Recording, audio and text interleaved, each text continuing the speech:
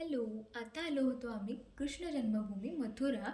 पण मंदिरामध्ये कुठलेच इलेक्ट्रॉनिक गॅजेट्स इवन आपण कारकी पण आतमध्ये घेऊन जाऊ शकत नाही. म्हणून कुठलेच व्हिडिओज आणि फोटोज न काढता सरळ आलो शॉपिंग करायला, कारण वृंदावनमध्ये आम्हाला चान्सच मिळाला नव्हता.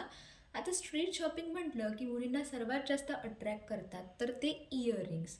पण काकांनी खूप जास्त प्राईस सांगितली. मग म्हटलं आपल्या अंबादेवीला तर 30-30 रुपयालाच मिळतात. शेवटी बार्गेनिंग करून घेतलेच. तिथे एक शॉप होतं कपड्यांचं, खूप सुंदर आणि स्वस्त कलेक्शन होतं कपड्यांचं. तिथेही आम्ही खूप शॉपिंग केली. नंतर एक आजी होती, तिच्याकडून आम्ही छान तिलक लावून घेतला. आणि इथे खूप शॉप्स होते जिथे राधाकृष्णाच्या रिलेटेड खूप सुंदर आणि युनिक गोष्टी मिळत होत्या, ज्या आपल्याकडे सहसा मिळत नाही. मिळाल्या तर त्या खूप महाग असतात आणि त्याच्यामध्ये खूप जास्त व्हरायटीसुद्धा आपल्याला मिळत नाही.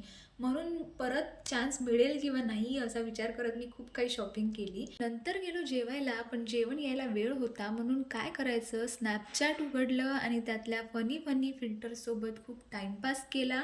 त्यानंतर जेवण तर आलं, पण आम्हाला फारसं काही आवडलं नाही, कारण विदर्भाच्या लोकांच्या जिभेला ना झणझणीत मसालेदार जेवणाचा चटका असतो. म्हणून आम्हाला ते फारसं काही आवडलं नसेल बहुतेक. त्यानंतर आम्ही सरळ गेलो कॉलेज हॉस्टेलला, कारण माझ्या बहिणीचं कॉलेज स्टार्ट होणार होतं आणि इथून पुढे ती आमच्यासोबत येणार नव्हती. म्हणून थोडं इमोशनल होऊन तिला केलं बाय. नंतर निघालो आमच्या नेक्स्ट ठिकाणाला आणि ते होतं आग्रा. तर भेटूया नेक्स्ट व्लॉगमध्ये आग्र्याला.